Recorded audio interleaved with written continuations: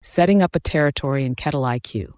In this short training, I'll show you how to define which accounts belong to which rep, assign the owner, and confirm coverage. Let's take a look. You'll find this under CRM Territories from your dashboard. Territories define which accounts belong to which rep.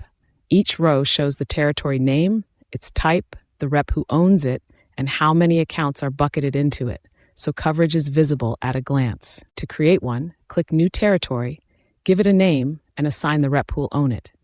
Then add accounts, select them individually, or if your territories are geographic, define the area and let matching accounts populate automatically. Save it, and those accounts now show up under that rep's accounts list.